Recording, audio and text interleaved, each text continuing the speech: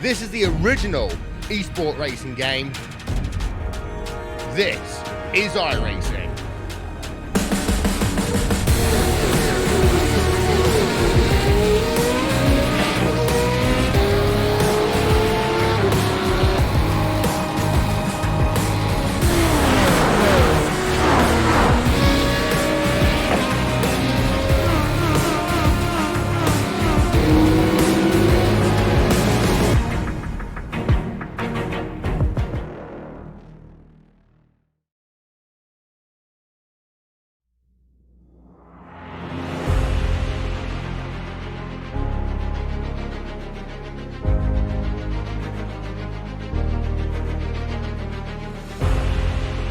Good evening, race fans, and welcome to coverage in Series 3 of the Porsche Club of America Sim Racing Series, live tonight from Lime Rock Park in Lakeville, Connecticut.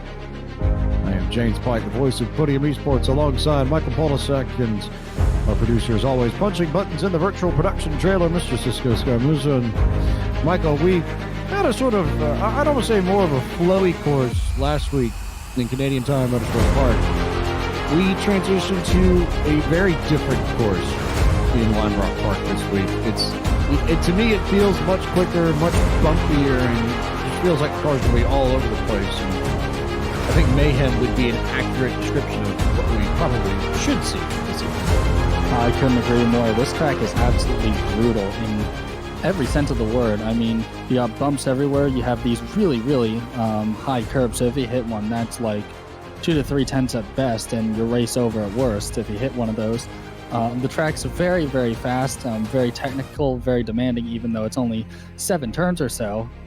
But one mistake and that's pretty much your race over. And because of how these cars, the nature of these cars, they're very loose under power, so you can feel the back end kind of wiggle around.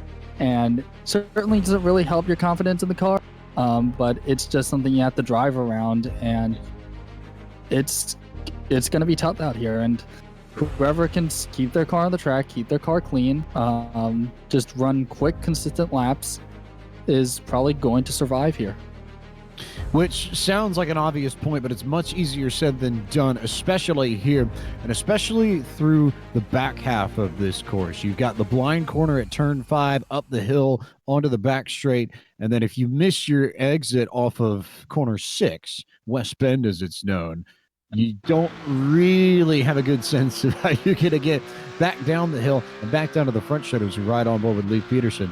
And let's not forget that there's the humongous drop between 6 and 7 back down to the front straight. And you have to be very careful as to how you handle the throttle and ride the throttle coming off that last corner down the front stretch.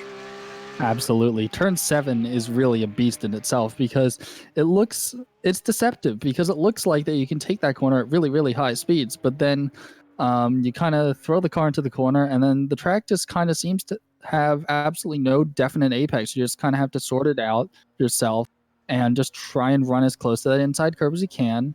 And if you mess that up, you're going to hit that curb and lose a whole heap of time and positions. Let's not forget that the car is also bottoming out as you enter that corner, because it's right about that point where the corner begins that the hill sort of stops and you come back down to flat land here at Lime Rock. So there's also that bit that you have to worry about as the car travels over the very bumpy final corner. But this is a bumpy racetrack. Old pavement here. Lots of places to get the car unsettled, especially when you've got as much rear power as these Porsche 911 GT3 Cup cars do. Very easy to throw yourself for a loop. But that's not the only tricky part of this track, because you've also got that 1, 2, 3, 4 section that can also throw you for a loop. As we take a look at where we are in the United States, up in the Northeast, not terribly far away from iRacing headquarters in Bedford, Massachusetts, but we slide into that northwestern corner of Connecticut and here to Lime Rock Park, arguably the most famous road course in the whole of New England.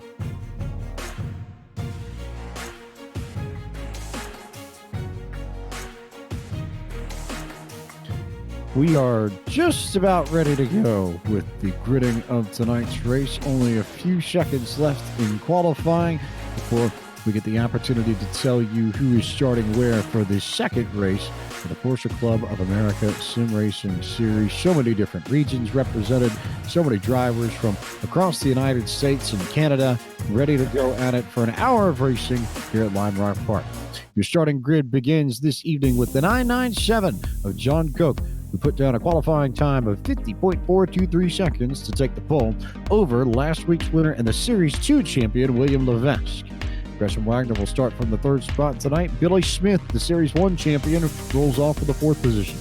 Fifth is where you'll find the 8 of Christopher Pies. Mark Huth starts in the sixth spot this evening. Seventh belongs to the 913 of Lee Peterson, who we rode on board with just a moment ago. John Malia will start from the eighth spot. Ninth will be Matthew Kikis, and starting 10th will be the 07 of William Yu.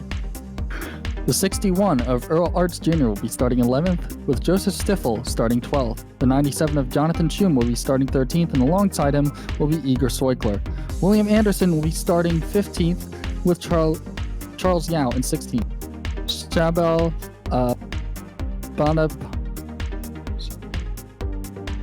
How about Shabal Ben-Yopadhyay? Get a good lesson on your Southeastern Asian pronunciations, but he'll start 17th. 18th is the 21 of Colin Thomas. Dewey Kang starts from 19th, and David Stewart will begin tonight's race from 20th. 21st will be Bruce Robinson. Patrick Gill starts 22nd. 23rd, Lynn Wilson, and Trey Drawhorn starts from 24th. Now, he'll have a few fans in the YouTube chat. He always does. Jonathan Patterson starts from the 25th spot. 26th will be the 71 of Mike Knighton. Jacob Schum starts from 27th. 28th will be Jonathan Waltman. R.E. Moore Jr. starts from 29th, and 30th will be the 44 of James Bernard. The final four starters on tonight's grid are Michael Evans, Andrew Elsom, Mark Hofritz, and Alex Hellier. That is your 34-car field for tonight's event, the second event of 5 in Series 3 of the Porsche Club of America Sim Racing Series. As we look around and try and deal with the track facts and remind everyone that this is not a long circuit at all. 1.50 miles, 2.41 kilometers, the distance to get a lap around Lime Rock Park here in Lakeville, Connecticut. 7 turns on this course, too, so it's not an overly complex road course. We'll be running in the late afternoon, early evening. In sim time is iRacing Day. May 5th, 2019, currently just after 5:15 p.m. Eastern Daylight Time, local time, so plenty of heat to worry about. 77 degrees in the air, but 97 degrees on the track. So plenty of slipping and sliding to do around this asphalt. Not really much wind to speak of. Winds to north at 2 miles an hour, humidity of 56%. Yes, and as the field makes its way down to the start-finish line, John Coke will be in control of the field once the pace car comes in. I can imagine the pressure that all these guys are under in order to survive turn 1, because that's a lot of cars into not a lot of asphalt, and one wrong mistake from any of these drivers, and that's going to cause serious problems for the rest of the field. So how aggressive you are into turn 1 is a whole dilemma in itself. One more note here. Fuel will go for about 30 laps. So we're glad to have you with us on the iRacing Esports Network as we get set for Race 2 of Series 3 of the Porsche Club of America Sim Racing Series. We're underway from Lime Rock Park. Billy Smith got a really good start. He had to check up behind William Levesque and couldn't really go anywhere with it as they all dive into turn 1 for the first time and try and figure out where they're going to end up. I think I saw one car off in the back, but a clean start for pretty much everybody through turn 1 as they work their way through the Estes complex here, 2 and 3, and then they start making their way towards the back straight. And quickly, it is Coke who is leading this field and taking care of business. Yeah, as I saw, Gresham Wagner got a little bit loose, and that allowed Billy Smith to get by for P3. So this track is very hard to get past someone on track. So Gresham Wagner's got a lot of work to do, and he's either going to have to overtake Billy Smith via a very risky move, as he's going to do here. He got an amazing run off of the final corner, and there we go. The number 5 car to the inside, and that's pretty much P3 taken back, and that's done and dusted. Easy stuff there for Wagner in the 5. He takes over the 3rd spot. He'll try and run down last week's winner, William Levesque. We remember those two had a great battle right up until the end as Wagner and Levesque were going toe-to-toe throughout the first 3 quarters of last week's race at Canadian Tire Motorsport Park. But as it stands, Koch has the lead. Levesque is hot on his tail. Wagner is just trying to get back up to those two. Billy Smith doing a decent job of hanging out. Everybody largely single file here on especially this back section of the course, the 5, 6, 7. Once you come up the hill, work your way around the back straight, west bend, back down, around the downhill, and to the start-finish line. That section of the course, very, very, very narrow and very, very tricky to navigate. So you don't see too much passing there.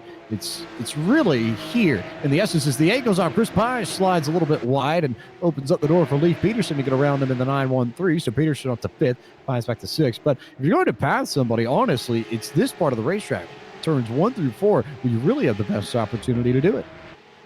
Indeed, especially late moves into turn 1 is the prime passing spot. If the defender, though, can hold it around the outside, then they have the inside for turn 2, and that's pretty much the position secured. But I think a lot of the passes are really just going to be coming from people making mistakes and slipping up because, again, it's a really hard track and you got to do a lot of things right all the time. And it's an hour race, and you're going to be seeing about 71 laps or so around here. So that's a lot of corners and a lot of stress the tires have to go for because here you're pretty much constantly turning and under the brakes, which is putting a lot of heat into the tires. So, again, just like motorsport, a single lockup or a single spin or a single slide is going to overheat your tires and put you at a disadvantage for the rest of the race. Especially into turn 1. More often than not, that's where you see things happen and you see problems like that happen.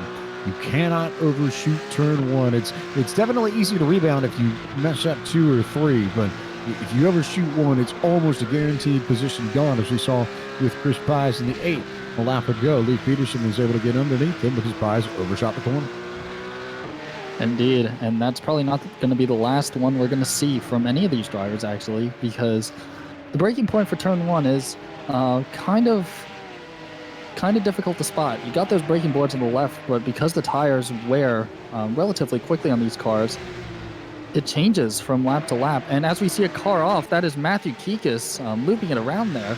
And there's another car off, that's Igor Soikler. So already carnage starting to happen further back in the field. 2 incidents there, I believe separate ones, but both the result of just locking up the brakes, missing the braking points, and ending up over in that runoff area. A little bit Kikis, I think, might have had some help, though, in his case. It looks like he got a little nudge from William Yu in the 07, so a little bit of contact there, and Kikis definitely ended up the worst of the two. But Soiker's case absolutely was just a case of getting on the brakes too late. Yeah, indeed. This track does bite, especially if any of the drivers make an error, and especially going side by side, because you got to really have trust in the people that you're racing with. As we're looking at John Malia right now, trying to find his way past Mark Huth, and these two are probably going to go at it for a while. I think Malia right now has the pace over Mark Huth, so we're probably going to be seeing a move from him into 1 next lap if he can get right on the back bumper of Mark Huth. Mark Huth, representative in this series from the St. Louis region of the PCA. Also home to our good friend John Theodore and the Stanley Cup champion St. Louis Blues. And then you've got Malia, who comes from the metropolitan New York region. The largest prime member in the PCA throughout the United States and Canada. They've got more than a few representatives here, but you got really, really good racing, as you see. Youth try and drive down to the bottom just to make sure that Malia doesn't have that inside passing lane on turn 1, and it threw Malia off just a bit. He managed to get back down to the bottom, but not before losing a car length or 2 to that 34 car. Yes, indeed. The 34 of Mark Huth looking a tiny bit unsteady, actually. Not taking the greatest of lines through turn 2 and turn 3. So mind games and pressure are going to be a big thing in this, especially with cars this challenging to drive on a track this brutal. You can really pressure a driver into submission or making an error, and that's really how you're going to gain a lot of positions around here. Pressure a driver into submission. What is this, WWE? Uh, Possibly, actually. I mean, you are kind of wrestling the car through here, so I don't see how it's going to be any different. Fair. I can get behind that analogy because it feels like that more so here than a lot of other places that we run the 911 on. That it really is wrestling because it almost feels like you're a bobblehead racing at this place. The way everything just bumps all over the place, especially within these corners. It's really only on that front straight and on maybe that run between 4, 5, 6, that complex where you actually get a little bit of peace as we look at David Stewart, who is all over the rear bumper of William Yu. Stewart seeming to be doing a pretty good job right now. 8 spots gained from his starting position of P20, as he is just trying to chase down William Yu right now. Both of them seem to be evenly matched, as Stewart is still attempting to find a way past William Yu. So that's going to be a battle we're going to have to be watching for quite some time now, as we're going to be looking at Matthew Kikas. Who's still trying to rebound from that incident with William Yu a few laps ago, working over the rear bumper of Dewey Kang in the 32 machine. And Kikas looks like he's got the speed on Kang, even though he's got a little bit of a dinged up 911, not too much, but still doing a pretty good job of it here. This is the battle for 16th and 17th as they work their way up onto that 4, 5, 6 complex. Currently making their way towards the uphill. Turn 5 right now. Yeah, Matthew Kikas trying to bounce back here as he looked around the outside of Dewey Kang there, but he's going to try the cut back here. He's got the run. He's on the quarter panel, and he's just going to back out of it there as they're now going to be heading onto the main straight. Matthew Kikas still trying to find a way around, as we're seeing some really good racing, some really good battles all throughout the field at this brutal 7-turn circuit. I think that's a great illustration of just how narrow this is. I think most places and most corners you would have seen Kikas and Kang side by side out of that last corner, but there's just not enough room to do it, especially when you're traveling as fast as they are through turn 7 and the apex of that corner, whatever it might be, is as bumpy as it is because it's bouncy all over the place there. And it's just really, really difficult to run side by side. I think you're right, and that Kikas' best opportunity might be right here trying to get to 6 because it's a bit of a different braking zone. Kikas thought about it, looked to the inside of Kang, and then thought against it and decided to back out of it. So to try and run Kang down and maybe try and set something up for unquestionably the best passing spot on this track, which is turn 1, and that he did. Switched up entry out of the corner. Should get a decent run down the straightaway, and if he nails the braking points correctly, he'll be right alongside the 32, who instead will go down to the bottom and overshoot just a little bit. It might open up the opportunity for Kikas, but not yet. Not yet. Kang still holding on that 15 machine as we work lap 11 here at Lima. Yes, and as we're going to go back to our battle with the leaders here, they actually had to work through a little bit of lap traffic. So this is where the main part of this race is going to be. And I think these drivers are going to have to work together a tiny bit in order to clear the lap traffic as efficiently as possible. Because if you work together with another driver, you could probably use that to your advantage and have you both kind of slip through the lap traffic at the same time and gain some advantage on your rivals. Because that was Jonathan Patterson trying to give way to the leaders there, as there's a tiny bit of contact between all the drivers, everyone still pointing in the right direction, so well done for everyone for saving that. And as I was about to say, you can get some really hairy situations with lap traffic, as you just saw there.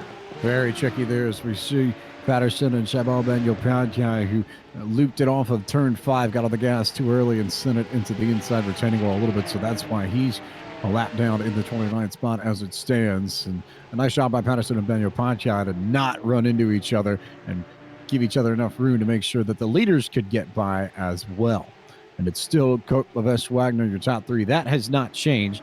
Billy Smith sits in the 4th spot, and then you've got Leif Peterson, who's stuck right behind Patterson and Ben-Yopadhyay. Now it's Shabal decides to move over and lets Patterson go, so you'll see him, Christopher Pies.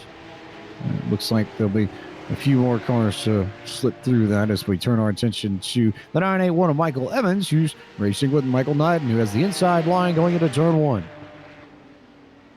Knighton is looking for that move into turn 1, but just lacked the speed going into that corner. So that's one of his opportunities lost, but he's still going to stay on the back of the 981. And these two have been going at it for I think quite a bit. So this is going to be interesting to see how their driving style changes from the pressure of the cars around them. Because if you see a car behind you and they've been closing the gap on your relative for quite a few laps, you might actually start to see yourself try and go faster. And when you try and go faster, you start making mistakes. And when they eventually catch you, you might try and brake just like a tiny bit too late. It's like, oh, maybe I can go a tiny bit later into the braking zone and I'll be able to lose the car behind me. But then you just brake a bit too late, run wide, and that's the position gone. So you've really got to pace yourself, the car, and the tires for the entire 1 hour race. And this is not really a sprint race. I'd kind of treat this as more of an endurance race. Just bide your time, try and work together with the other drivers, and try and gain time on the rest of the field. The old adage of slowing down to go fast, I think, is what you're looking for, Mr. Polasek in this case. And definitely stands true here, as it does a lot of other places that we're going to visit on the schedule. And we've got plenty of action to bring you in the remaining rounds of the series. But we turn our attention now to Joshua Stiffel and Earl Arch Jr. in the 61 machine. And that little group there, because you've got Stiffel and William Yu in front of the 61. So a lot of fun stuff. Central Pennsylvania versus Los Angeles amongst 10th and 11th spots. And then you got Stiffel as well in there too. And there's been contact between William Yu and James Bernard. Yu into the wall, and I'm not sure how much damage there is. Yu just waiting right now for a safe spot to rejoin. There he goes. Near miss there for Jonathan Schum as he had to take to the grass there. But that's the kind of situations that you have to negotiate. Sometimes the lap traffic won't be as kind and won't let you by, and you just have to find a safe way around them. Can be irritating for the faster car, but they just have to be patient. Even if it means losing maybe a second or two, that's better than losing the entire race to one lapped car. As Trey Jawhorn slid off the track in turn one, and a little bit of contact between William Yu and another car here as we slide back. This time it's Patrick Gill in the 111 machine. So Yu's been all around the action tonight. That much I've noticed. If we need to make sure that we're going to see some sort of battle on track, might as well just keep the camera on the 07 for the whole of the night, because he's been somewhere near one for the entirety of this race up to this point as we work our way towards the quarter mark of this race, just about a minute away from being 1/4 of the way home in tonight's Porsche Club of America Sim Racing Series event from Lime Rock Park. Still your trio, Kutleves and Wagner, Smith in fourth, Lee Peterson well ahead of Chris Pies, but Mark Heath and John Malley having a pretty good battle. And now Stiffel has managed to escape everybody, and he basically has no competition for a few seconds. He's got a lot of buffer room between his place in ninth and Charlie Yao out of the Coastal Bend region, and 10th Stiffel out of the Chicagoland region of the PCA. So a lot of space between those two. That's sort of how the top 10 sits. And then you get to a really fun group here. David Stewart, Matthew Kikas, Colin Thomas, Dewey Kang, all within about 2 seconds of one another, and trying to work the 44 of James Bernard over as Kikas decides to run right up on the rear bumper of the 44, get that big draft down the front straightaway, and then get the pass done coming into turn one. As we're now going to be taking a look alongside Billy Smith there, the leaders have cleared just a group of 4 cars now. There's a pretty good battle going on between Michael Evans and Patrick Gill for P25 and P24, and these are the kinds of situations I'm talking about, because these cars ahead probably don't want to give up any time to each other because they're in a race of their own, but they also have to make sure that the leaders get by without incident. So the leaders just have to be patient, just maybe follow them until there's an opening, and then they have to go for it, like Billy Smith just did right there. And that's what I was talking about earlier with sticking as a group with the leaders, because if he gets separated from that group, the group of leaders can just instantly drive off after they clear the lap traffic, while you're just going to be stuck behind a lapped car, and that's going to cost you a lot of time. And the worst part is that gap grows exponentially over time. So Billy Smith is going to have to drive harder than ever if he's going to keep up. It very much reminds me of, I think of long green flag runs at restrictor plate tracks and NASCAR racing at Daytona and Talladega, where you don't necessarily think it's all that important to just stay together and run together, but usually the drivers who get off towards the front of the field when you go 60, 70, 80 laps into one of those races are the ones who got together very early, stay committed to the plan, stuck with it, and as everybody else burps and hiccups and makes mistakes and loses the front pack, that front group will stay together and gain time of the rest of the field. And that's exactly what's happening here with the trio of Koch, Levesque, and Wagner. They've opened up about a 4-second lead on Billy Smith. And Billy Smith has got about another 4 seconds back to Chris Pies, who's got that little group of Hugh and Malia right behind him. And then another 11 seconds back to the Stifel-Yao-Stewart complex.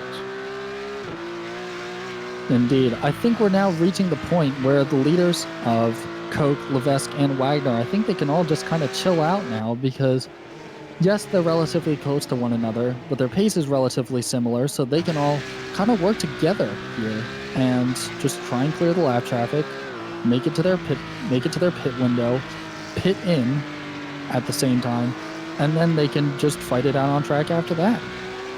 And really, I don't think we're going to see the real race as James Bernard got a bit loose there and went off.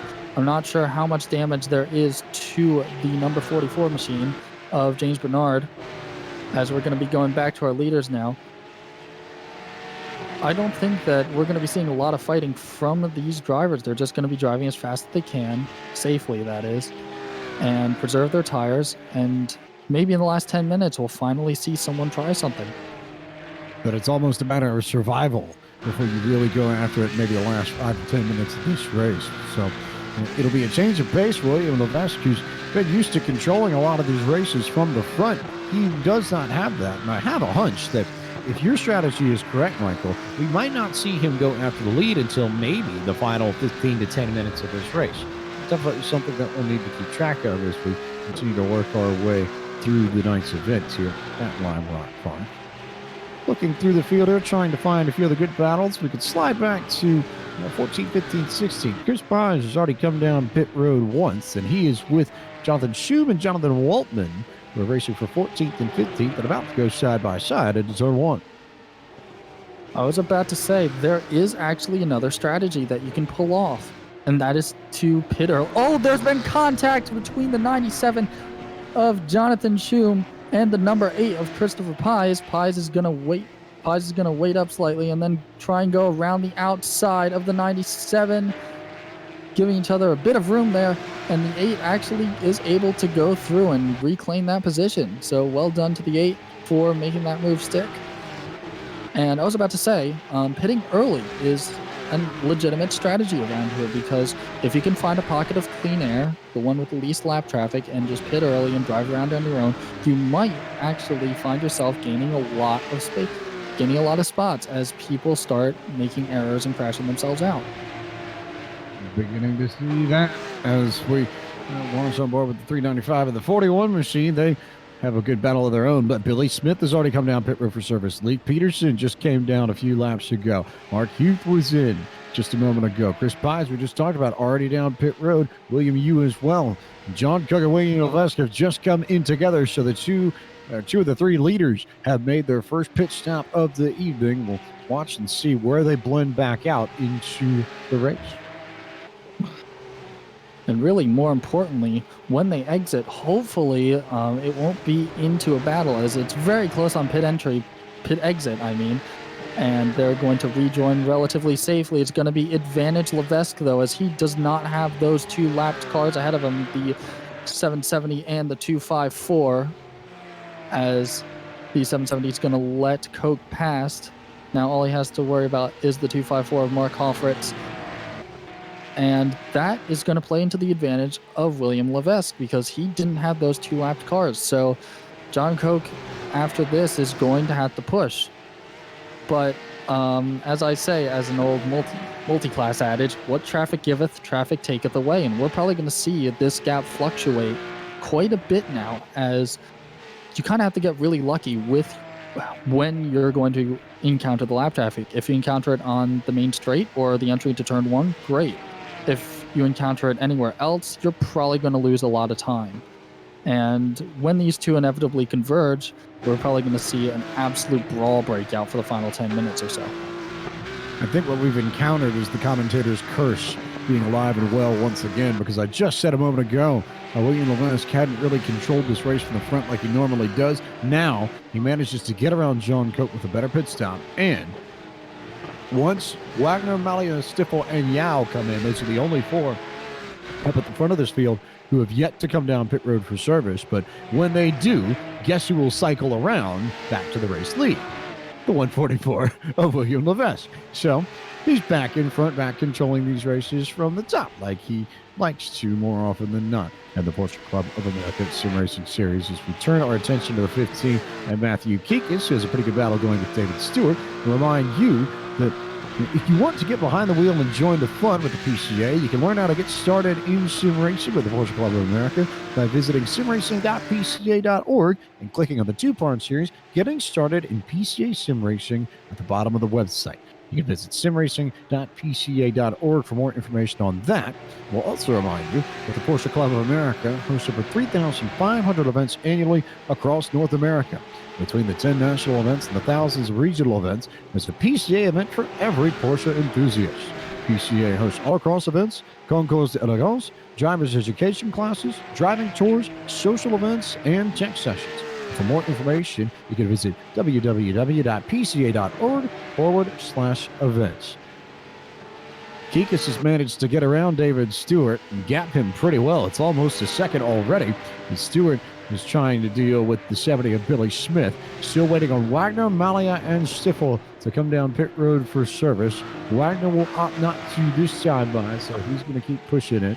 And it's like one car off a little bit further back in the background as Malia sits in second and Stiffel in third. And for the most part, it looks like they've got largely clear track around them. Malia doesn't really have anyone near him, which I think at Lime Rock, as you noted, Michael, a little bit earlier, if you've got that, it's a blessing. Stiffel, about the same. He's got one car behind him, the 144 William Levesque, but beyond that, all in good shape. But now here comes Stiffel down to pit road, so Levesque will jump back up into third real time as Stiffel will make his first pit stop of the evening.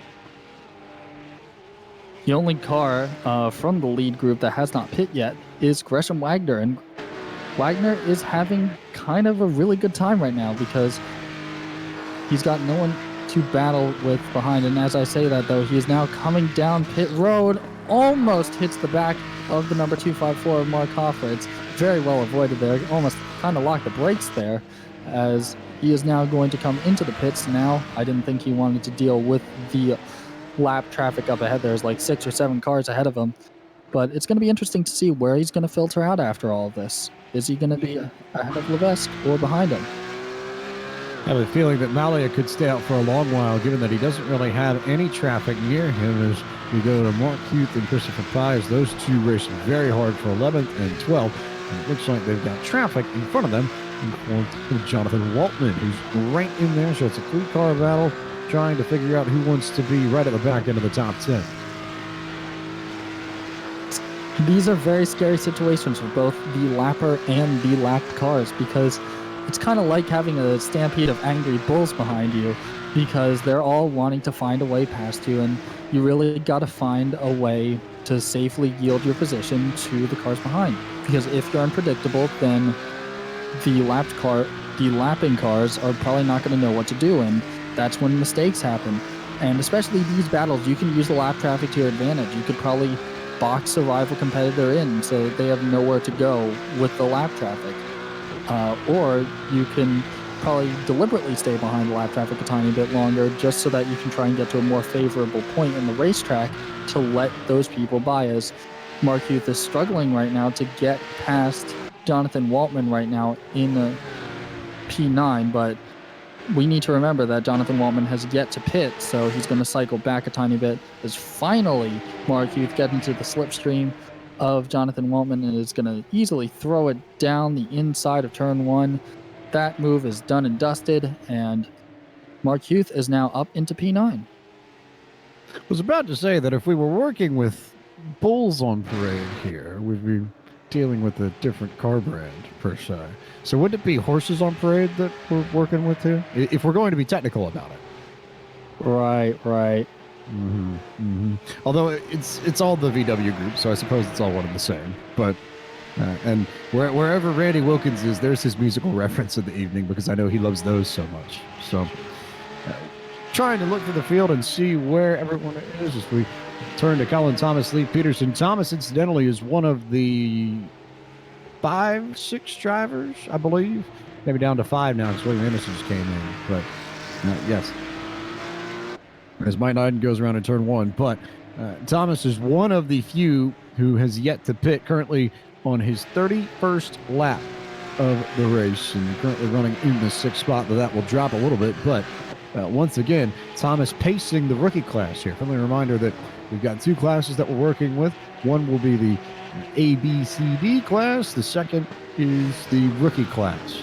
And for the rookies, it's big deal to make sure that you get the dub. Colin Thomas is able to pick home, or rather take home, both the victory and the Hard Charger Award 1 week ago. That Hard Charger Award also going to be in play tonight, and we'll see who comes home with the AL Racing Simulators Award and the $50 bonus that goes with that at the end of this evening, as Thomas does make a stop for service for the first time this evening. But if you're worrying or wondering which rookies you want to pay attention to, Colin Thomas, Jonathan Waltman, Jacob Schum, Trey Drawhorn, Michael Evans, and R.E. Moore Jr. That's your rookie field for this evening. And if you can see on the timing screens, all of them have a red little bar next to their names, so that will easily point them out as Colin Thomas exits the pits in what I think will be P13 overall. And there he goes, rejoining safely on track, letting John Koch by, as that gap has now shifted to about 1 second or so between the entire field. And Gresham Wagner, after his relatively late stop at lap 28, has actually inherited second place. So that's what I was talking about with the clean air. If you get that pocket of clean air, whether you pit early or pit late, it's going to benefit you. And it's definitely borne fruit for Gresham Wagner. He played the risk card of staying out late, just trying to face all the lap traffic head on and hoping for that clean air, and he's got it. And that's netted him a P2. It makes me wonder if Mark Hoffritz wasn't around and he didn't have to check up a little bit, how much closer would he be to William Levesque than he is right now? And in fairness, he's not all that far back already. He's only about 0.8 of a second behind the 144 that leads this race, but could well be right on the rear bumper in that case if he was able to make a clean entry to pit road. That's the only thing that slowed him down. Yeah, indeed. But there's still time left. There's still just about half the race to go. As there's oh no, there's contact between William Levesque and Gresham Wagner. That was a very, very sticky situation. That wasn't Gresham Wagner. I'm sorry. That was the 772 of R.E. Moore Jr. that got in there. So there's the answer. Now Gresham Wagner really is on William Levesque's rear bumper. And he'll go down to the inside into turn 1, and I think probably take the race lead within the next few moments. Big braking dive in from Levesque to try and hang on. But to the inside, now to the outside comes Wagner in the 5. And he races side by side with Levesque in the corners. And they'll try and figure out who's going to come out on top once they get to turn 4. Levesque still not giving the 5 any room, but I think he might just get away here and get clear. They're still side by side.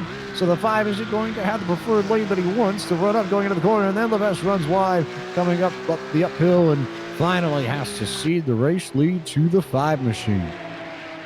Wow, what a great attempted defending move from William Levesque there, as Gresham Wagner definitely had the preferred line going into 1, but you can hold it around the outside if you're skilled enough, like William Levesque did.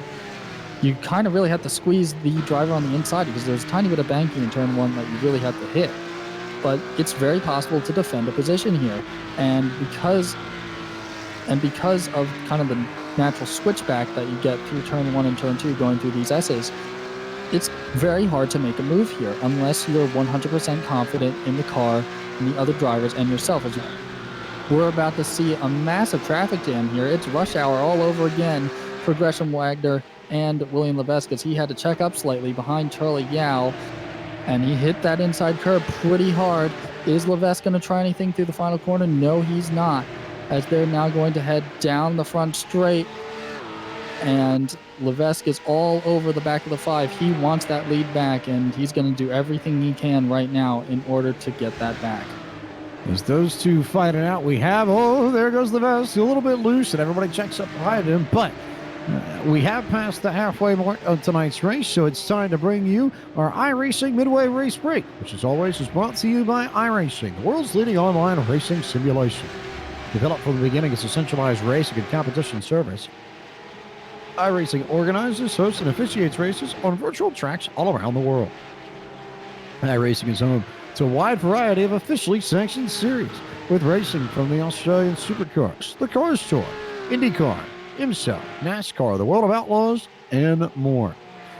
As it stands, with 28 minutes to go, Gresham Wagner is your race leader by just about a second, maybe a little bit more. Big move there to block. I couldn't tell who that was.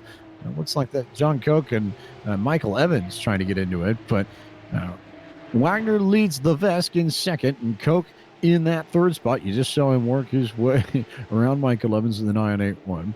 Billy Smith runs in the fourth position, and then Leif Peterson of the 913 machine currently holds the fifth position.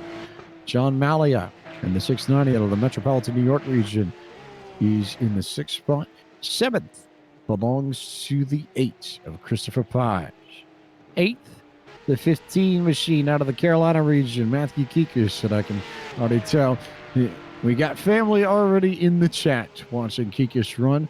Charlie Yao out of the Coastal Bend region runs in the 9th position. 10th belongs to the 32 of Dewey K. Colin Thomas is currently in P11 in the number 21 machine with William Yu with Jonathan Waltman in with Dewey Kang in P12, and William Yu will be P13 with David Stewart in P14. In P15, we have Jonathan Schum closely being hounded by Joseph Stiffel as he's about to go up the inside and take that P15 away from Jonathan Schum. 17th, we have the number 386 from Bruce Robinson. And 18th, we have the number 11 of Igor Soikler. In P19, we have the number 41 of William Anderson. And in P20, we have Patrick Gill in the number 11 car. 21st belongs to the 395 machine of Trey Drawhorn, who has plenty of fans in chat as well. One of the most popular drivers amongst the chat folks here on YouTube in the Porsche Club of America Sim Racing Series. Andrew Elsom, one of the Peach State region contingent in this race, currently sits in the 22nd spot. 23rd belongs to the 981 machine. That's Michael Evans. Michael Knighton in the 71 is going to be in the 24th spot. 25th is the 56 of Jacob Schum. 26th belongs to the 254 of Mark Huffritz, and Mark Hewitt in the 34 is in 27th. Sebal Banyopadhyay is scored in the 28th spot, currently off track. R.E. Moore Jr. sits in 29th. 30th belongs to James Bernard. 31st, Jonathan Patterson, Earl Arch Jr., Lynn Wilson, and Alex Hellier all off track. And that completes your iRacing Midway Race Break. And with 80 laser scan tracks and cars to choose from, iRacing is the original esports racing game. And for more information, visit iRacing.com today.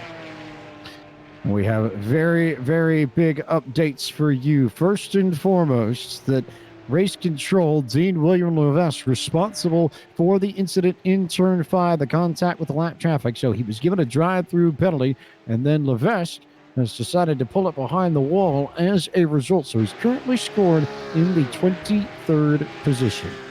And I suspect will be out of competition for the race win. So that has control of this race to the 5 of Gresham Wagner. Indeed, Gresham Wagner should be very, very happy to take the race lead away from William Levesque and potentially take home his first race win of the PCA Sim Racing Series if he can just keep the car on the track and away from John Cote. And with 20 minutes to go, anything can still happen. There's still plenty of cars on the track, and it's still going to be absolutely mayhem out here. Absolutely wild all over the place. As Colin Thomas just sort of hanging out here, trying to run down the 17 of Charlie Young. That's 8th and 9th as it stands. Pretty good battle between those two as well as they make their way to 1. Yeah, indeed.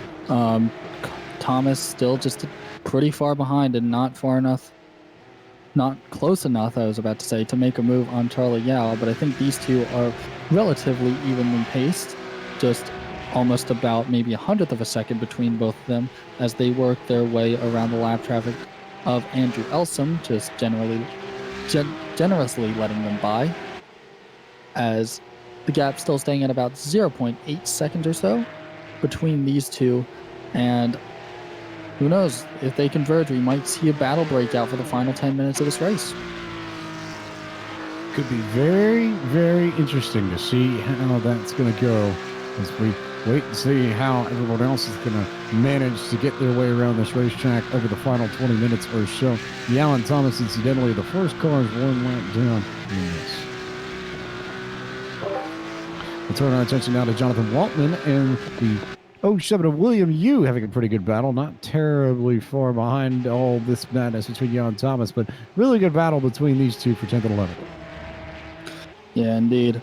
William Yu has been through the wars in that Porsche. Does have a couple of battle scars, a slightly scrunched up front end and a bit of rear end damage to boot, but it still seems to be putting out pretty good power. These cars are pretty durable. They can take a few knocks, so it's not game over for William Yu yet, and he can definitely get into the top 10 if he can just catch up to the number 7 of Jonathan Waltman. And I'd say that that's a very, very attainable target for William Yu. Can Jonathan Waltman hold on to the P10 of, as he say that, he runs a tiny bit wide, allowing William Yu to get up a bit closer to the rear bumper of that number 7 machine, as it's really going to be a battle of the 7s here. Yeah, all about 7s here. We just need somebody from the Las Vegas region to be piloting one of these cars, but alas, we don't. It's William Yu, who hails from the Los Angeles region, and then Jonathan Waltman, who, to be fair, I think my notes would throw me off. Somehow I don't have Waltman's region on my notes, which is a little frustrating, but getting word that the Santa Barbara region is where he's from. So 2 Californians going at it, not terribly far away from each other either. And William Yu is going to dart out of the slipstream behind. Jonathan Waltman braking a tiny bit early as he locks up a tiny bit. William Yu still on the inside as he makes the move stick, and he is now up into the top 10. So goal achieved. And is Jonathan Waltman going to have anything left to give? Because the 07's ahead of him. Just can he make it? Can he make it up? One of those things where it seems like it's pretty easy and pretty obvious, but I think these two cars are so evenly matched that it's one of those cases where it might not necessarily be a matter of who's faster than the other. I think it's going to be more who makes the mistake first and who slips up and who opens the door for the other. And it may well be Waltman giving you a little bit more breathing room, because Waltman did not get out of that last corner well at all. Ran it wide, had to go up on the curbing a little bit, and lost about a tenth or two on corner exit. But you can see both of these cars are sliding around a little bit. The tire degradation in full swing, as they're both about 15, 16 laps on this set of tires. Yes, indeed. You don't actually take tires for all of these hour-long races, because it's really not worth it at all. But these tires have about 46, 47 laps now, and you're going to see that these cars are going to struggle to get turned into the corners. They're going to squirm a lot more on power, and especially through the final see the understeer on corner entry. And as Villeneuve runs a tiny bit wide, very good to gather that back up, and then runs as close as possible to the curb, gets a couple of wheels in the grass. That's how you're supposed to take the final corner. And he now has clear track in front of him, and he can focus on joining that battle between the 17 and the 21 as he goes a tiny bit wide. Is he going to save it? No, he isn't. He's going to spin off, and that's going to pretty much give back the position to Jonathan Waltman. So he's going to lose a whole heap of positions here as Dewey Kang comes by for 12th and David Stewart. And so he's going to rejoin in about P13. And how frustrating is that he just has to sit and wait and watch all those spots go past him. And there's absolutely nothing you can do about it unless you want to get a black flag and slip back a little bit further into things. So we'll take a moment to remind you that the setups for Series 3 of the Porsche Club of America Sim Racing Series are graciously provided by Tanner McCullough of Setups for iRacing. Joins the Setups for iRacing Discord server for quality iRacing setups. And oh, by the way, if you like what you see here, 2 more races to talk about in the upcoming week. First, Stock Car Challenge Series coming to you on Sunday night over on the Podium Esports Network, our regular home of twitch.tv/Podium Esports. We're taking the Class A cars to the Brands Hatch course, or the Brands Hatch Indy course, the shortest maybe of all the road courses in iRacing. Should be an incredible amount of fun this Sunday night, October 27th, 8:30 p.m. Eastern Time start for that broadcast. And then the NASCAR iRacing Pro Series from Atlanta Motor Speedway, round 2 of 7 of their season, with the broadcast for you Tuesday night, October 29th, 8:45 p.m. Eastern Time start for that. And all those broadcasts can be found over on our regular home, twitch.tv/Podium Esports. And oh, by the way, as we work our way towards the 15-minute mark, we are closing in on the time in which we can go pull a favorite feathered friend of ours away from the rocky coasts of Connecticut and back up here to Lime Rock so he can do his business. So keep your ears and eyes peeled. We'll have him on momentarily.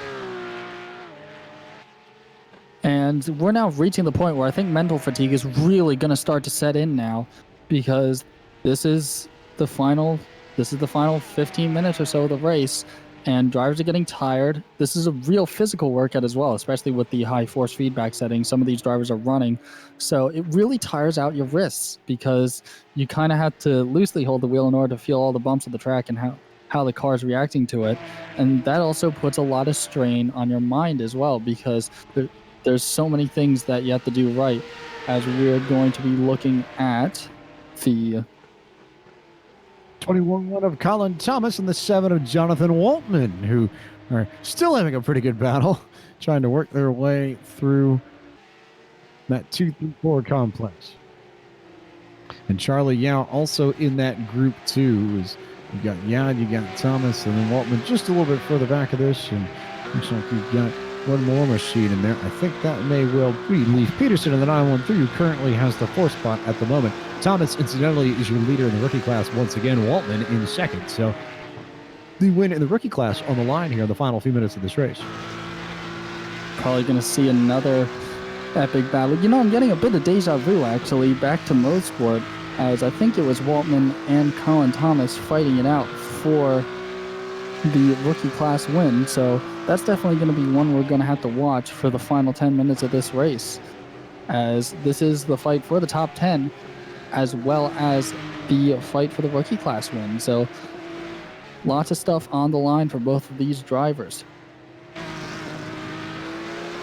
A lot of stuff on the line here as we see the 21 already chipping out on gears as he makes his way through the S's and climbs up towards the back stretch, up towards the uphill section of this racetrack. He continues to push on and try and not be in the way of Lee Peterson, who I think is going to get a good run here coming through 6, or maybe not.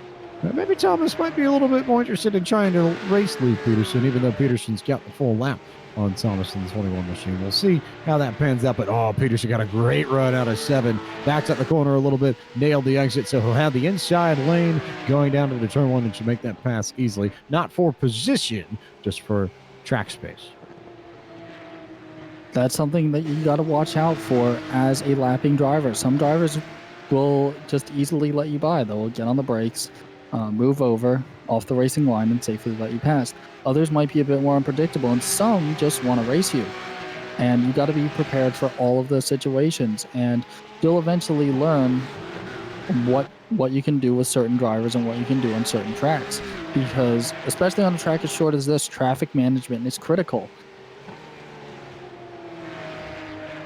Traffic management is critical, but what's even more critical is making sure that we get our feathered friend up here. So, Mr. Michael Polishek, if you would do us the honors and call upon him, please. Cue the Chuck! Hey, there's a little bit more spirit into it as we bring you tonight's Podium Esports Trivia Question. Chuck, that's favorite part of the broadcast this evening as we bring you a little bit of trivia for your evening, and I suppose since we've got Jim Hennig with us, there's one of those PCA grill badges to go with this question as well. And I will reiterate the rules one more time for all of you to make sure you know how to get involved. First is that employees and contractors of Podium Esports LLC are ineligible to participate. Second is that only the first response from participants shall be counted. You have one response per person per broadcast. And third, any responses after your first trivia will be deleted from chat, so think before you speak. We know that Porsche AG has a long history of innovation that goes back a significant amount of time as one of the oldest car companies in the world. What we want to know is when Porsche came up with their first electric car. So if you can give us the name of the first Porsche electric car and the year that said electric car was introduced, you will be the winner of tonight's Chuck the Duck trivia question. This is a very, very tough question indeed. And I know that some people are probably going to guess one car in particular, and I can't say whether or not it is because that would give it away. But I know that there's going to be at least one person guessing the car I'm thinking of. But it's out there. It's very, very strange, I would say, as we're going to be taking a look back to your lead group right now. And Gresham Wagner has pulled out about a 4-second gap from John Koch. Last lap around, Gresham was about 0.6 a bit quicker with a 51.2 to John Koch's 51.8. And with about 11 minutes to go, John Koch is really going to have to start pushing if he wants that win.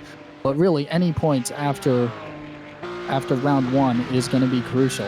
And really, if he ends up winning pretty much every single round of the season and the other drivers around him have issues, he might be able to actually rebound into this championship fight. As Chuck is going to have it, I believe.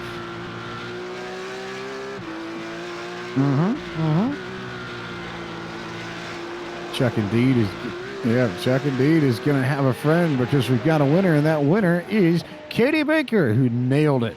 It was the Porsche P1 all the way back in 1898, if you can believe. That was Porsche's first electric car, not the Taycan. The P1 is what you need to be looking for here. Probably not a surprise, but in fairness, a pretty fitting name given Porsche's history since that time. So, congratulations to Katie and I guess everybody in Team Kikas in the Carolina region as well, since we know how much love they give to the driver, the number 15, on a regular basis in these broadcasts. And a big thank you to all of you who participated in tonight's Chuck Duck Trivia Question. We'll be back next week with one more trivia question for you. And not too much racing left to go. Coming in on the final 10 minutes of tonight's race. And closing in on the final few bits of action from Lime Rock Park in a race that has definitely taken its attritional. It's been tricky for the drivers to navigate, but Gresham Wagner and John Koch still pacing each other. And as we look through the field, best battle on track, probably, I'd say, probably looking at Charlie Allen, Colin Thomas, and Jonathan Waltman. That group right there, 8th, 9th, and 10th, and I think 9th and 10th in particular, because Thomas and Waltman still lead the rookie class as it stands. Thomas trying to go 2 for 2 after his victory in the rookie class at Canadian Tire Motorsport Park a week ago. Waltman trying to get his first win of the season in the rookie class. As we saw a car off, that was Mark Hofford to the 254. I think getting the jump slightly wrong. Front end of that car a bit crinkled up. I'm not sure if it's just aero damage or wheel damage. He's staying out, so I think that car is still fine. But Colin Thomas, and Christopher Pye's just locking up the rear tires there and having a half spin there. Good recovery, lost a tiny bit of time. He's still going to stay, I think, P6, but very good recovery there. And I think that's pretty much going to give Jonathan Waltman almost the go-ahead to start attacking and potentially close up to the battle between Charlie Yao and Colin Thomas. Colin Thomas is all over the back right now of the number 17 machine of Charlie Yao. And who knows how this battle is actually going to turn out. It's the final 8 minutes. Both drivers are probably pretty fatigued right now, so it's just going to be a matter of just trying to stir up as much confidence as you can and just really start to go for it and take advantage of the mental fatigue. So as Pies tries to regroup and get back towards Malia, Waltman has managed to gain a little bit on Thomas, even though he's got a lot older tires than the 21 machine. And so they are now nose to tail for the lead in the rookie class. And they're also battling for the Harm Challenger Award as well, although Waltman in a much more secure place on that front. Waltman has gained 18 spots since the beginning of the race. He started in the 28th spot, currently sits in 10th, so he, as it stands, would be in line for our AL Racing Simulators Hard Charger Award this evening, if he can hang on. I think the next closest person may well be Thomas, just looking through the running order here. Now, Waltman is the only one, I think, that's gained double-digit spots over the course of this evening. As this battle is now starting to shift a tiny bit, I think Charles Yao has a tiny bit of a breather here as he's starting to slightly outdistance Colin Thomas and Jonathan Waltman, as Waltman is slowly getting to the back end of Colin Thomas. Gap's about half a second right now, and with 7 minutes to go, every single corner is going to count, and we might see a very desperate last-minute move from either of these drivers. Colin Thomas getting a tiny bit too much curb through that corner and up the jump, as now they're all checking up behind Trey Drawhorn of the lap traffic. Charlie Yao moving a slightly bit to the inside there to try and hold off Thomas, and it seems to have worked because there's now a tiny bit more of a gap between Thomas and Waltman, as Waltman's going to think about going to the inside. He's not close enough along, so he's going to back out of that. 6 minutes left to go, and about 10 or 11 or so laps to go. 10 or 11 or so laps to go, and really, really nice stuff between the 21 and the 7, although interestingly enough, I think the 7 lost some time. Didn't necessarily think the lap traffic was going to be that much of an issue, but it definitely lost a few car lengths. Did Jonathan Waltman to Colin Thomas. We'll see if he can gain it back on the backside of this racetrack, but there's no denying that the 7 has the pace to at least run down the 21. Whether or not Waltman can get around Thomas for that spot in the lead in the rookie class, I think, is another matter altogether. And like you said, down within the final 5 minutes of this race, Michael Polishek. So desperation definitely might set in, especially when you've got the class victory on the line. Indeed, nerves are a big thing when driving these cars. You've seen a lot of people crack under pressure, most notably me having quite a few issues. Round 5, Series 1 at the PCA Sim Racing Series. These cars, you have to have full confidence in yourself, and you can't get too much in your head, because otherwise you're going to brake a tiny bit too late, maybe move the brake bias a tiny bit too far back in order to counter all the front lockups this car can have if you have it too far forward, as Christopher Pies gets the jump a tiny bit wrong and gets a bit sideways, has to tuck behind Jonathan Waltman again. Waltman getting a tiny bit sideways. And really, if you're not confident enough in this car, you're too confident, problems are going to happen like that. What kind of dream are you living in if you're Colin Thomas right now? Because honestly, that's the last thing Waltman needs, is to not only have to race another car, but race another car that's higher up in the running order than he is, that has more pace than he does. And then have to worry about letting him go again after he already let Pies go once, and Pies managed to mess up the exit out of turn 5 that last time by. So they're going to have to go side by side one more time, and that's going to cost Waltman even more time when he's busy trying to run down Colin Thomas. I'd imagine Waltman is kind of feeling the pressure of seeing a much faster Porsche 911 GT3 Cup car in his mirrors. Some drivers have a bigger presence on track than others, and Waltman losing time to Colin Thomas, so I definitely think he is feeling the pressure of that number 6. If I were him, I'd probably just let him go, maybe take like the couple tenths or so of time loss and just accept that you're probably going to finish P10 at this point. Turn our attention now to the 1-1 of Patrick Gill, who is relatively close to Igor Soiker in the 11th. This was 18th and 19th on the racetrack, and these two racing for spots a little bit further back of the field. Soiker with some of the damage from earlier, and Gill with one of the cleanest race cars in the field as it stands. We'll see if he can try and go run down Soiker for a position in these final few minutes. Big lockout for the lap traffic of David Stewart there as he is attempting to run down Igor Soikler. I think really that gap, though, is too far apart to be any sort of work possible for Patrick Gill in order to catch Igor Soikler. Soikler, though, is going to have to really make an error and lose a huge amount of time, because I don't think that gap's going to be coming down anytime soon, as James Bernard has been given a black flag, a drive-through penalty for breaching the instant limit, as well as Jacob Schum. So this track is claiming a lot of drivers today. A tricky place to get around. It's really small, it's really compact, it's really tight compared to a lot of other road courses on iRacing, and I can't say I'm totally surprised that we've seen so many incidents here, just because this is tricky. It's narrow, it's bumpy, there are tons of elevation changes. It just is not easy. It's a far cry from where we'll be 1 week from tonight, Circuit of the Americas, which is wide and it has a little bit of elevation change, but it's largely flat in a lot of places, and I would say definitely more room to run there than you have here. Indeed is. As we're going to pay attention to the lead again, and I think Gresham Wagner is pretty much checked out from John Koch. I think Koch has accepted that he's not going to be catching Gresham Wagner, which I think is really the safe thing to do here, and he's just going to kind of conserve and cruise on home to P2.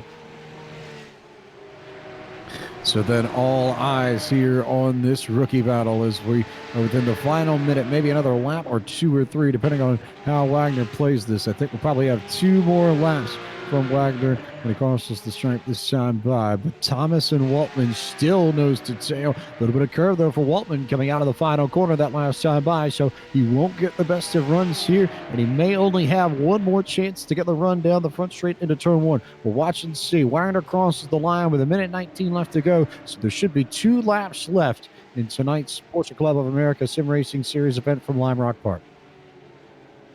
Wow, that was a very close call between Jonathan Waltman and James Bernard. This is it. This is going to decide the rookie class win, as both of them are very close together on track, and we're probably going to see one last desperate move from Jonathan Waltman. Is he going to send it into turn 1? He's got to get these final 2 corners correct. Otherwise, that's pretty much the race lost. And so far, he gained about a tenth going into 6 and going into 7. Is he going to get the run he needs? No, I don't think he is. So I think Colin Thomas just really has to hold on for one final lap, and he will have taken the rookie class win from an exceptional hang drive. on for one more lap, though. That's the question. Much, much easier said than done, especially when you have all that pressure behind you from the number 7 machine. They work their way through the S's, coming back up on that back straightaway section of the course. Wagner actually is not too far away from this battle as well. He's actually, I think, that 3rd car in line that you see on your screen. He is actually. So we can keep our eyes right here on this group for the whole of the race.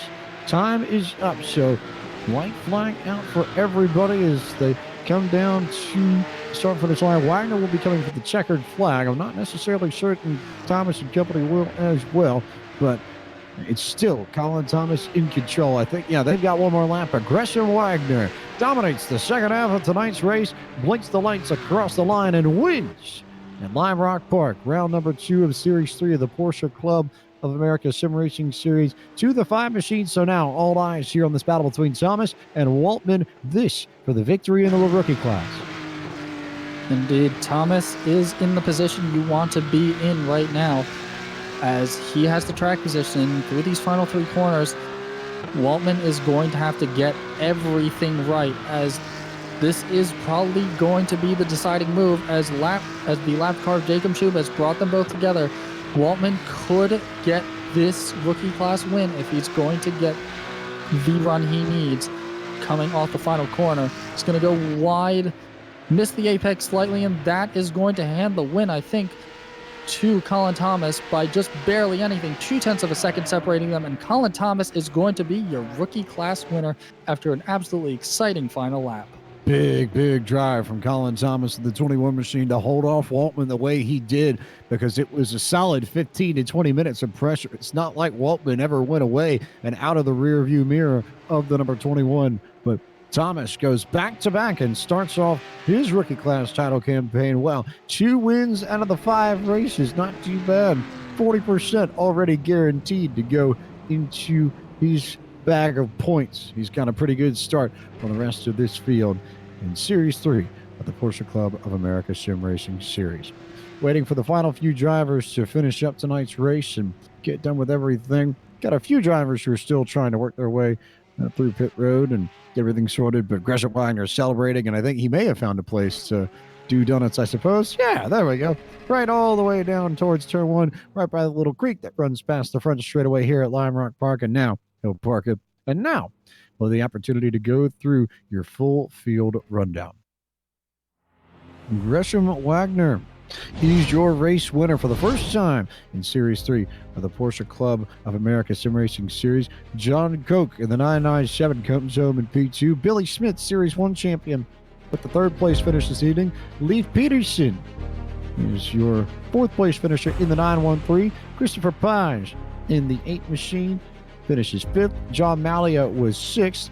Matthew Kikis was 7th.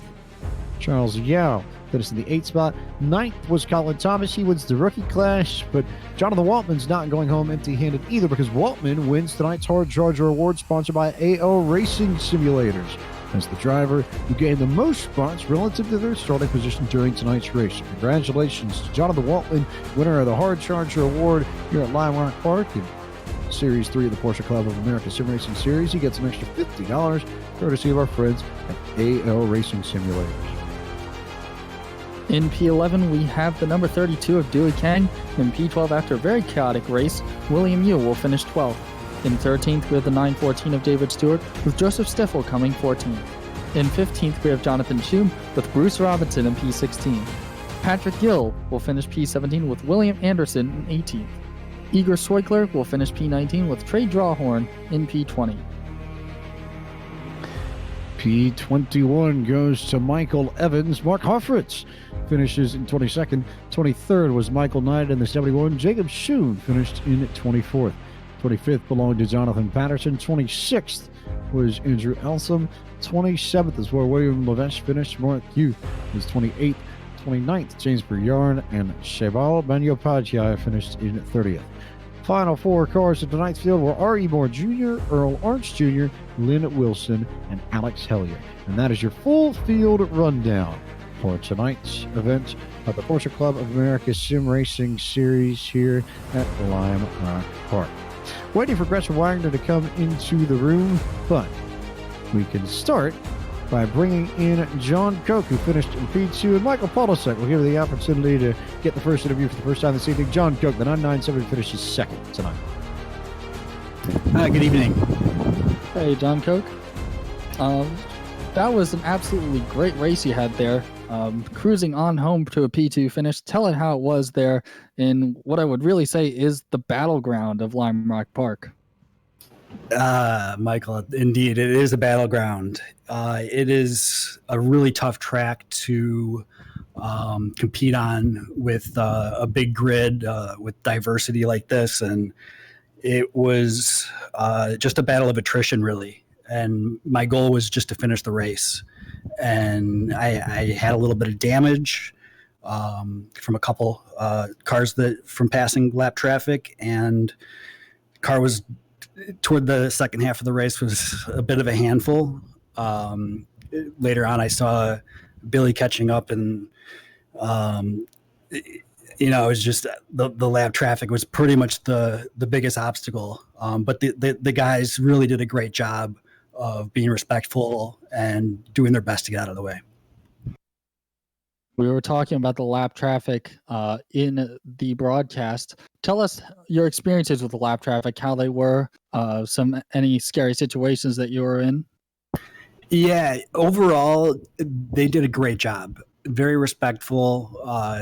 Big thanks to everybody. There was really, I think, two issues I had throughout the race. It was in the first half, and the first, I didn't even see who it was, but not that it really matters. I got, I think, bumped on the side as I was passing. I don't think he knew that I was on his side, or I'm not sure about that. And then I think somebody was slowing down to possibly let me pass, and I just kind of hit the back end, and that's what caused a little bit of front end damage. And but luckily, it was not enough to keep me from keeping my pace a little bit and finishing second. So I'm happy with that. Indeed, you drove that race exceptionally well, especially really just pacing yourself out on track. You did very, very well in all regards. Tell us how you're feeling, though, after probably a very fatiguing 1 hour race, physically and mentally. It is both of those. You're absolutely right. I am exhausted. It's a small track, and you don't think that it's, I don't know. It's that's the longest race I've had on that track for sure. I'm used to sprint races with this car, 20 minutes, 25 minutes, and maybe up to a half hour. But it is it is mentally and physically. I'm sweating and just mentally drained as well. Well, with probably the most difficult round on the calendar behind you, I think you can finally breathe a sigh of relief. But before we let you go, is there anyone you'd like to thank, and who really gets that 997 up into P2? Yeah, I'd like to thank, first of all the PCA guys.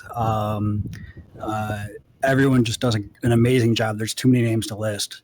All the guys in the Peach State region who chip in. And also want to thank the PCA for, I received my trophy last night for last season for second place, and it's a great looking trophy, and big thank you. All right, so there is John Koch finishing P2, a very respectable finish from him, and that might be able to bounce him back into this championship fight. May well just, but he was bested by one man tonight and one man alone, and that was the 5 of Gresham Wagner, who takes home the victory for the First Settlers region of the PCA and guarantees that we have the First Settlers region winner in both Series 1 and Series 3. Keeps that streak going with the 911 GT3 Cup Car 2 with that victory tonight, since Jason Lisner won the season finale of Series 1 at Daytona. So, Gresham, I think, especially after the way last week went, this is a bit of a redemption tour for you. But how did everything change when Will pulled off? And did it completely throw the second half into a different mindset for you? Did you have to change the way you approach things at all? Well, I was thinking it was going to be tight between us three, but I guess we got a little bit shuffled during the pit stop and everything, which I didn't expect to come out in second. But once I did, that was really beneficial because it's so hard to pass here and the track position's worth so much. And so when I saw Will bobble and once he got the lead, I was fairly confident that as long as I didn't make any mistakes, I could keep it there, which was hard given the amount of traffic and the tight nature of the track. But once I got that track position and got a little bit of a gap, it was just holding on and being safe, navigating through all the cars. Can you talk about the difficulty of navigating the cars, especially specifically here where this is such a narrow racetrack and it might well be the most difficult track of all to get around traffic at? Yeah, well, obviously there's not many straights, and with that being said, the corners aren't super tight, so there's not a lot of heavy braking. There's not a lot of straight. So to get around cars that's the two places on the straight and when you're braking. So at the beginning of the race, everyone's fighting each other, even when you're going to lap 20th, 21st, 22nd, they're all still racing each other. So it's a bit difficult. And as the race went on, people kind of settled into their positions and it's a little bit more broken up. And I think once we kind of made a few passes around some of the traffic, people started to figure out where is easiest to get by and how to make it best for both parties. And so as the race went on, it got a lot better. But in the beginning, it was really tough trying to get through some of those packs. And now we turn our attention to Circuit of the Americas next week. It's a track that everybody in this series will know well. We've raced there every series of the Porsche Club of America Sim Racing Series to date, but it's the West Course this time. So do you think we get any wrinkles in running effectively half of the track that everyone knows there? I think it's the best half of the track, frankly. So I'm not too disappointed by that. I'm not a huge fan of the second part of the S's and the tight hairpin down there, but I think it'll be a good race, just like it was last season on the full track. I think there's some good opportunities for, I guess, better racing than we probably saw this week, given the bigger nature of the track and some of the I guess easier opportunities. But I think everyone's going to be looking forward to it and probably enjoy that a little bit more than this place. Well, Gresham, before we let you go, as always, let us know who you need to thank and who makes it possible for you to celebrate tonight's victory. Well, Doug and TJ and everyone else that helps put on the series, and of course the commentators make it fun to go back and rewatch, and for the people watching live. So they're the ones that make the series what it is and make it a fun place to race in. Well, thank you as always, Gresham, for the kind words. Congratulations on your victory tonight. We look forward to seeing you 1 week from tonight in Austin. Thank you. Gresham Wagner, P1. And having already spoken to P2, we now jump to P3. That's our Series 1 champion, Billy Smith. He is with Michael Polasek. Well, I didn't expect to be speaking to you again, Billy Smith. Welcome to the broadcast booth again. Coming in P3 after a rather chaotic race at Lime Rock Park. Tell us about how your experience and how it was trying to survive this 1 hour race.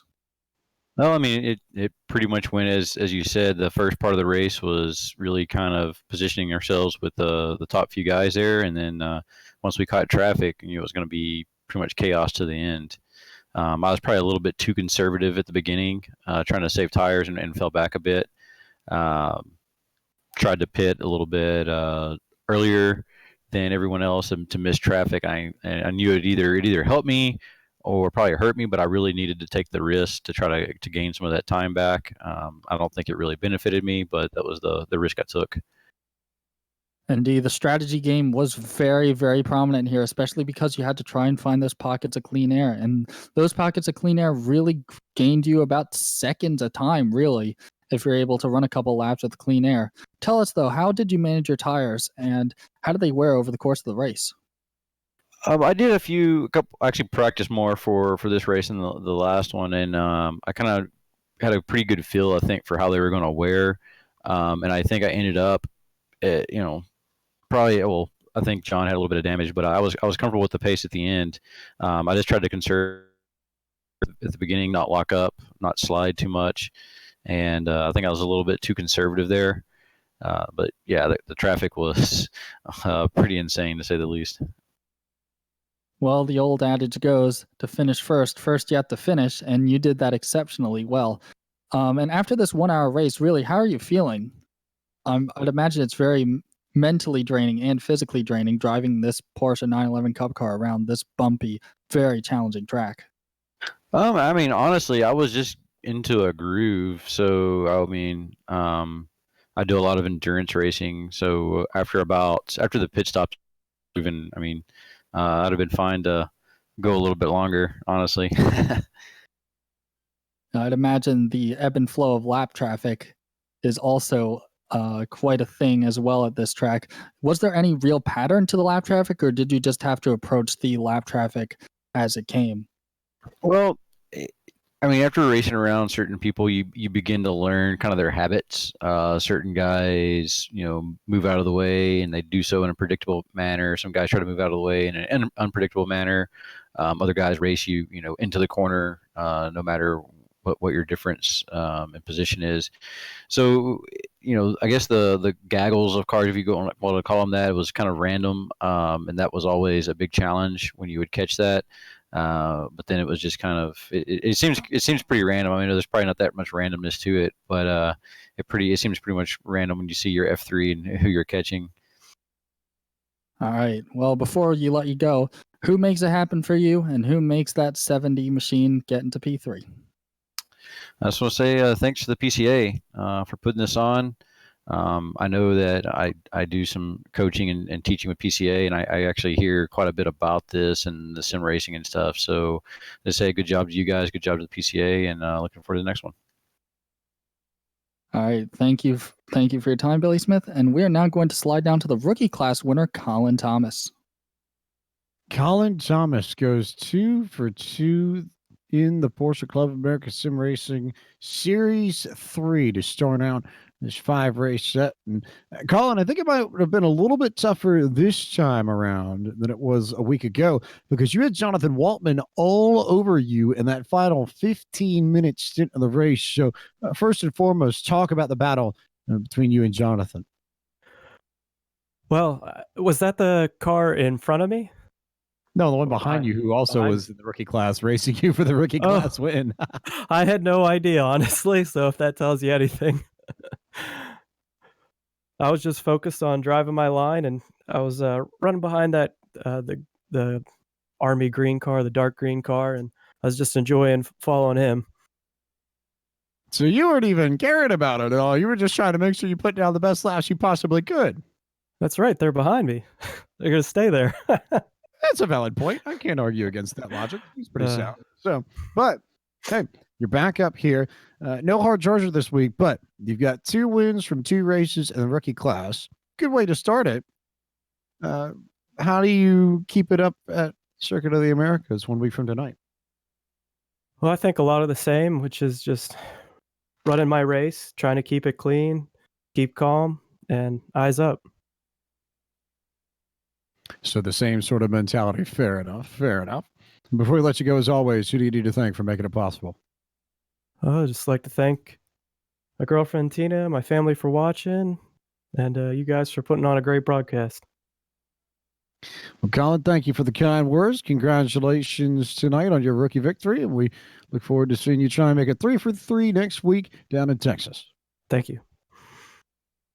Colin Thomas, your rookie class winner, and with that, it's almost time to get out of here and be done with the evening, but we'll let you know one more thing, that we have one more award to hand out this night, and it is the iRacing, the Mr. Clean Award, which goes to the driver with the fewest incident points in tonight's race, and that belongs to the 913 of Leif Peterson tonight. So congratulations to Leif for being the cleanest driver in this Porsche Club of America Sim Racing Series event from Lime Rock Park and picking up the iRacing Award as a result. Think we're just about close to wrapping it up, but I think it's probably a better idea to figure out how we can sandwich ourselves into Michael Polasek's final thoughts, because given he loves the sandwich debate, I figure somewhere we're going to get a sandwich in this, right? Indeed. And to anyone out there asking if a hot dog is a sandwich, the answer is yes. But to turn to my final thoughts at Lime Rock Park, this was really a race of survival, and it really tested every single driver's ability to keep the car on the track, keep it clean, race close, race hard, race respectful to the other drivers. There's also quite a bit of strategy as well as when you pit to try and get that pocket of clean air. And really, the one person that mastered it, the one person that kept his head throughout the entire race was Gresham Wagner, and that's how he got on top.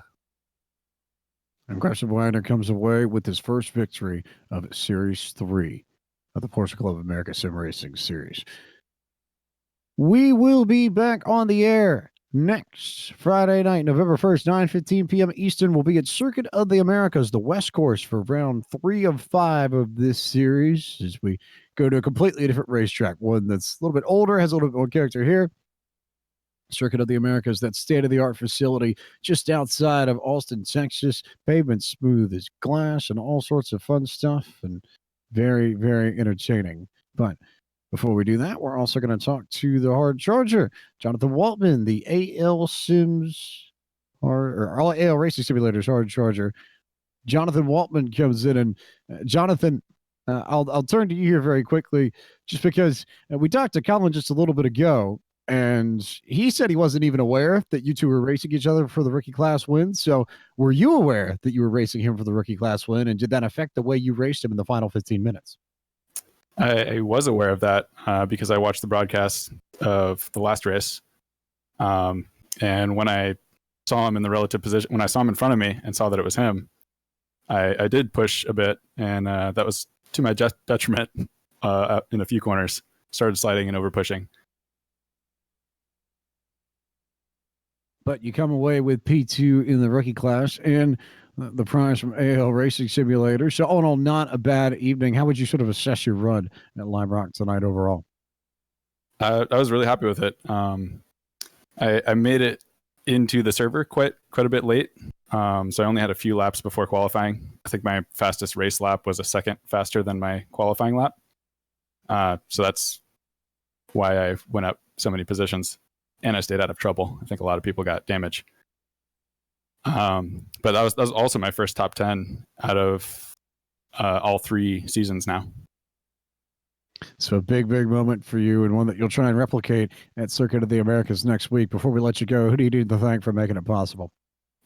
Thank you guys for doing an awesome broadcast. I thank Pete CA for putting on this whole series. And I'd like to thank my dad for, we grew up working on cars and kind of facilitated the passion for driving. And Jonathan, thank you for your time. Congratulations on the Hard Charger Award tonight. Your podium finish in the rookie class. We look forward to seeing you 1 week from tonight. I'm looking forward to it. Jonathan Waltman, your hard charge of the evening. And now we can turn our attention towards Circuit of the Americas next Friday night, November 1st, 9:15 p.m. Eastern. Much wider, much smoother, makes for a different kind of race, but a race all the same. And that will be here on the iRacing Esports Network. Of course, we've got 2 races on our regular home, twitch.tv/Podium Esports. Before then, Stock Car Challenge Series leads off our week. This Sunday night, we take the Class A stock cars to the Indy course at Brands Hatch in the UK. That'll be 8:30 p.m. Eastern, coming up at the end of the weekend, October 27th. And then next Tuesday night, October 29th, we're on the air at 8:45 p.m. Eastern for round 2 of the NASCAR iRacing Pro Series from Atlanta, as we look to try and figure out who will advance into the 2020 eNASCAR iRacing Series. That will officially close out our broadcast here from Lime Rock Park. So, for DJ Lion, Gary Sexton, John Theodore at Podium Esports, for tonight's producer, Cisco Scalamuza, and for my colleague up here in the booth, Michael Polasek, and James Pike, the voice of Podium Esports. Thank you so much for watching tonight's broadcast of the Porsche Club of America Sim Racing Series.